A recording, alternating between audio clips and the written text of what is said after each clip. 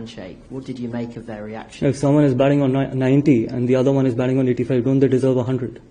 Would they have walked off if someone from England's side would have been batting on 90 or 85? If someone has the opportunity to get his first Test 100, won't you allow him to do it? They weather the storm.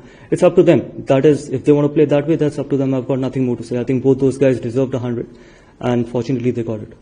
Yeah, well, I think we took the game as far as we could with our frontline bowlers. We took it as far as we could to think like we've got a real chance of still winning this game.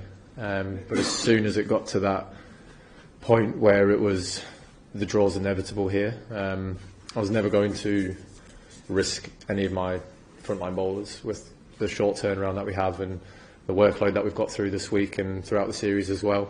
So yeah, as soon as the 15 overs or last hour was there was always going to be a shake hands. But as I said, the only other person who's actually got any bowling workload into them is Harry Brook.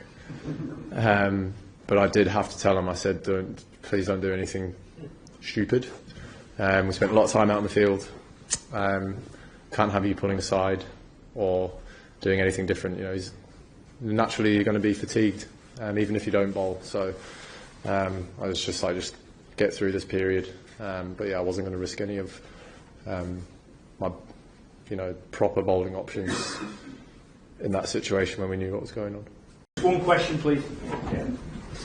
Just on that sort of slight fracas at the finish, if that had been you as captain with a young lad just coming up to his maiden Test century in Washington, would you have pulled the plug on him? Well, I think the way that the hard work would have been done there. The knock that those two played were very, very good. The situation that India found themselves in there with us opening the game open slightly, that partnership was massive. It was, you hold your hands up. They played incredibly, incredibly well.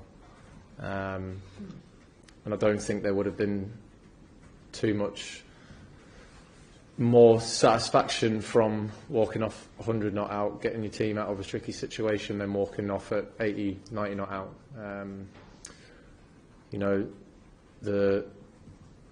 That's what you've done for your team. The 10 more runs or whatever it was ain't going to change the fact that you've managed to get your team out of a very, very, very tricky situation and almost saved your team from a series defeat before the last game. Yeah,